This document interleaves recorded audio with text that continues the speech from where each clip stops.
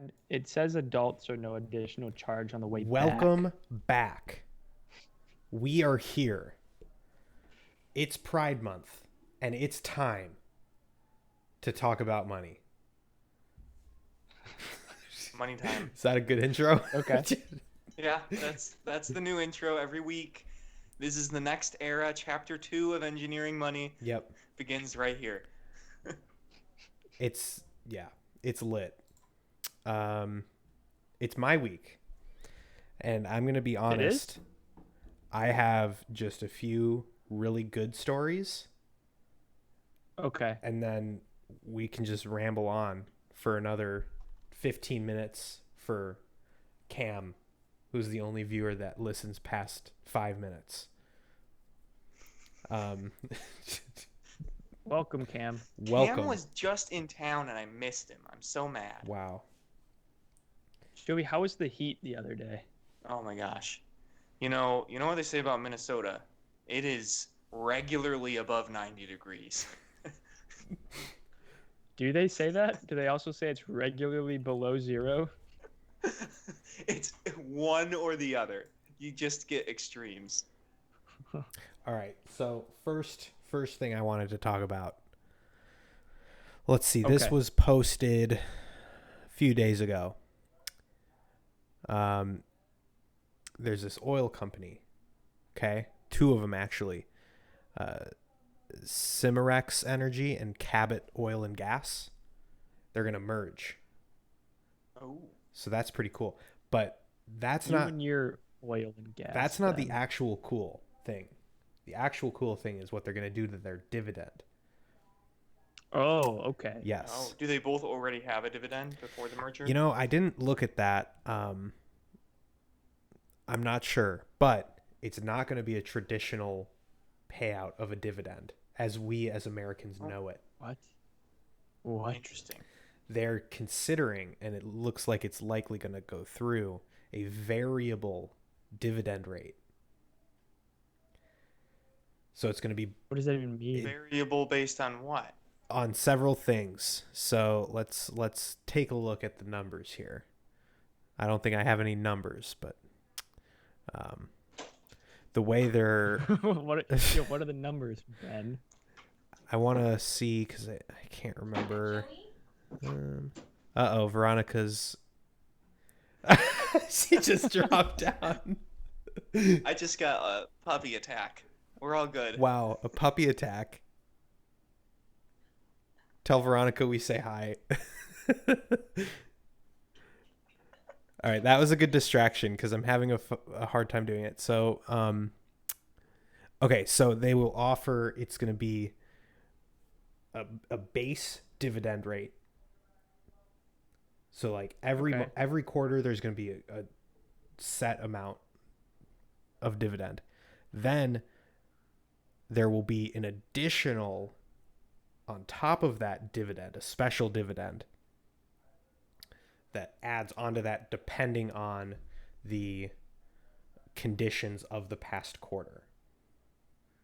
So Oh, it's okay. like a salary and a bonus if the company Precisely. does well. Yeah, and this is Right. something that's Neat. pretty common in Europe and with European countries, Mm. or sorry, European companies. But the idea is I guess started coming to the U.S. and this is going to be the first major application of it. So the tickers are COG for Cabot Oil and Gas, and then XEC for Cinerex Energy. So How are they? How I'm trying to think of the word. I'm being real dumb right now. Are they valued well, or are they overvalued? well, I Or, can what's going on there? let me check the Oracle. Let me check what's going on with them. Yeah, let's get a number on this. I think the Oracle has been a little bit faulty lately. Why is that? Oh, Ben, don't question it. the way that the fair valued and stuff like that, I think they need to recalibrate however that calculation is made. So for XEC, they have a bullish short-term and long-term momentum, but it does Mhm. the Oracle does say overvalued. Let's check out COG.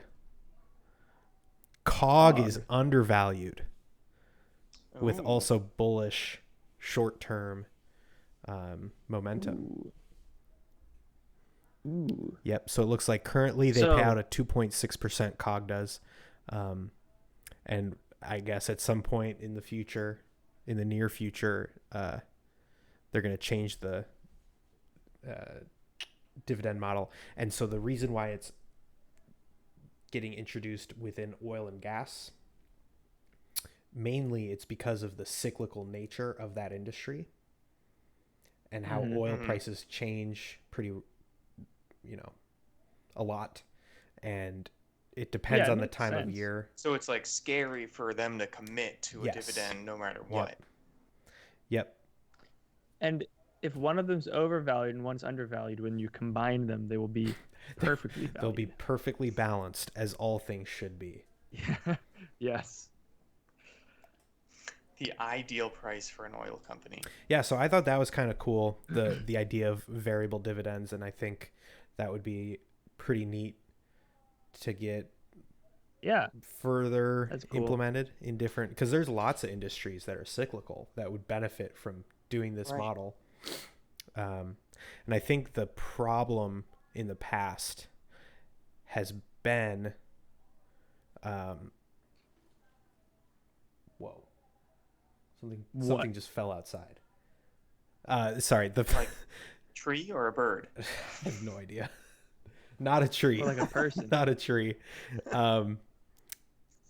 Yeah, it's just figuring out how to model the variable rate. It's very Right, difficult that's for what I a was gonna company ask to about. to come out with a formula that people will accept unconditionally. So Well, right, are they going to have a formula, or is it going to be like, hey, we'll let you know every quarter? Because that's when Tim's comparison to the bonus. It's like companies I've seen, the bonus feels very to leadership's discretion. yeah, Yeah. Whereas I would prefer it if it was just like, here's the formula. You will know what your bonus is going to be once we report the numbers. right. That's a good point. Yep. That would be much nicer than them just. Because when it's We're- discretionary, it almost feels like it sounds like a bonus, but then because they can lower it for a bad quarter, it's really just a way for them to give you less money Yeah. compared to just one solid salary. Well, I mean, if you just expect the base amount, then you can't get disappointed. Exactly. It's Yeah, true. so we'll see how that pans out. I think they're still at a pretty high level, just big picture talking. But I think it'll be kind of cool. Yeah. It'll make it really hard for them to get on the dividend aristocrats list. Well, you never know. Because that means they would have It'll to depend on how grow great that. year over year Yeah. continuously. Yeah, I think it's possible if they have if they continuously grow that base rate. I think it could be possible, Mhm. but we'll see.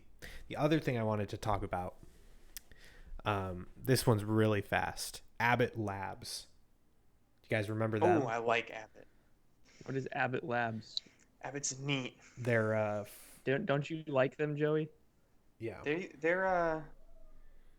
have a big research center near me. yeah. No, that's They're cool. Drive by them sometimes. medical developer thingy, pharmaceutical stuff. What they did really efficiently last year was their COVID tests. They're one of the major manufacturers for COVID tests. Not Yeah, they do a lot of diagnostics. not and stuff. vaccines or treatments, but the actual COVID tests. So they're coming under Right. You wanna fire. know a fun fact? Oh yeah, tell me your fun fact. I never had to get COVID tested. That's a really fun Ow. fact, Tim. All right, go ahead. So yeah, there's some pressure on them now because as more and more people are getting vaccinated and less people need to take the tests, shareholders and the public are that are interested in their stock and stuff like that are, questioning what are they going to do now, because one of their major inflows of revenue is dwindling pretty fast. They've already seen the number of test orders getting decreased dramatically, so they got to figure out what to do. I just realized the one that I really like is AbbVie Inc., which AbbVie back in 2011 spun off from Abbott. Yeah. AbbVie has been like my number one That's moneymaker in my ABBV, portfolio. right? Yep. Yeah, they're awesome. So yeah, Abbott Labs. We'll see what they do. I don't know when their next earnings come up, but I would anticipate they will. They're gonna have to say something at their earnings report. This quarter, because COVID tests are on their way out. It's gonna be like similarly. You probably look at Honeywell, because I know that was a huge mask producer. I think masks are gonna stay a little bit longer. Yeah, I mean there will be people that will still wear them. It's definitely going to be above normal levels, I think. Something that people just never bought before now will be kind of regularly stocked. Yeah. Then the other thing I had was it's just a question. AMC. Okay. What the heck is happening with AMC? Oh my gosh, AMC. Joey knows all about this. I've been kind of watching it. But like if you remember a while back, they were the meme adjacent stock, right? GME, GameStop was the big meme stock of the time, and you got a bunch of kind of other stocks around it that got attention because they were also heavily shorted. But GME was the big one with in the news and everything. But AMC was one of those that was also heavily shorted and got big attention on Reddit. And what's crazy is now they are having their time in the sun, and other things like GameStop are going up again in the wake of AMC rising. They are the new leader of the meme revolution. Wow. But basically, it's a bunch of retail investors piling in for a short squeeze. So I heard at my office the term gamma squeeze getting thrown around. Yeah. They're into it. Yeah. What? Yeah, that's what happened with.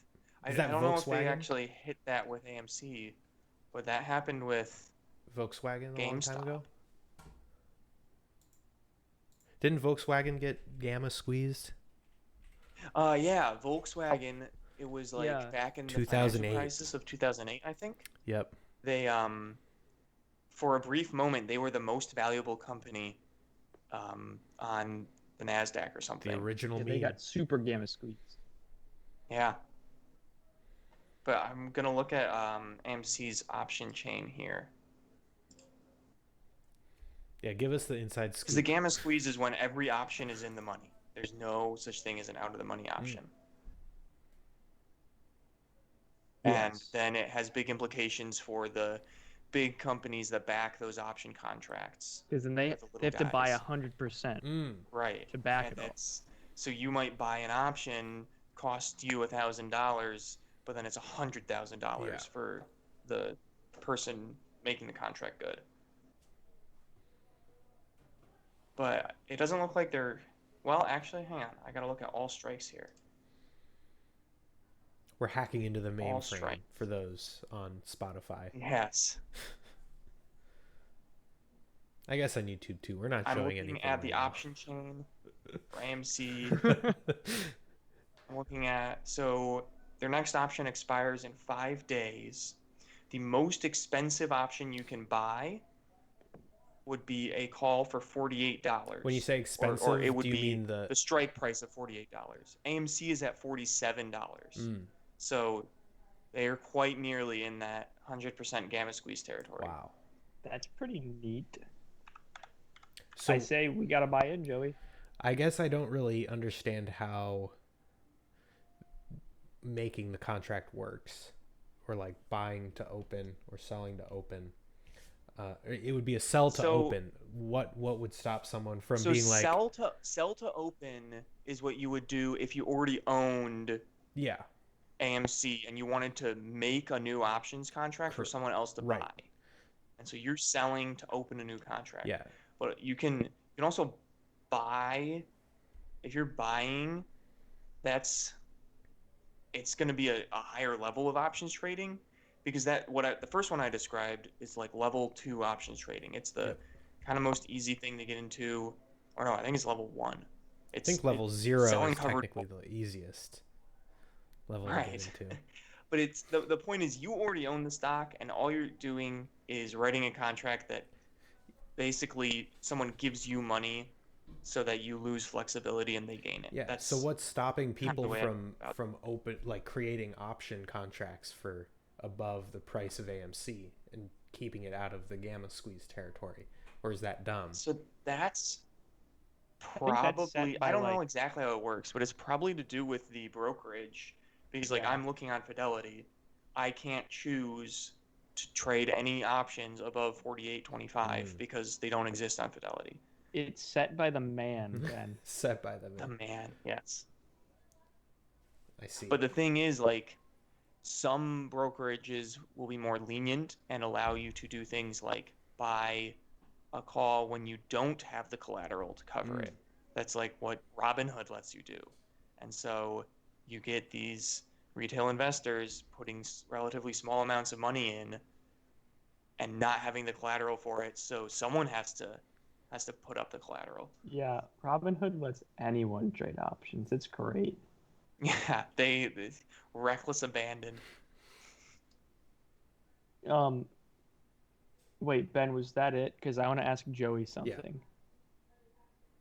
Ask away. Joey, can you explain what was it like the trailing limit buy or whatever it was? Oh yeah, that's something that most brokerages should allow you to do. Um, so it's a trailing stop limit or a Yes. trailing stop loss. But the point is, it's Wait, a so the trailing stop limits for when you're buying it, and then trailing stop losses for when you're selling? I think so, but they're essentially the point is it's a trailing stop. That's the important thing to remember about it. Okay. And what it does is you put in this order that will follow the price of a stock until it moves an amount you specify, and that triggers your order. Yeah, so there, Ben's got a nice graphic up Oh, there. But perfect. the point is like if you want to buy this stock and right now it's moving some way, but you want to buy it as it's going to go up higher, right? That's why you buy a stock. You can set this trigger to be if it goes up more than 1% from whatever its last bottom was since I put in the order, that's when I'll buy Mhm. it. Because if it's gone up more than 1%, I think it's on a bull run.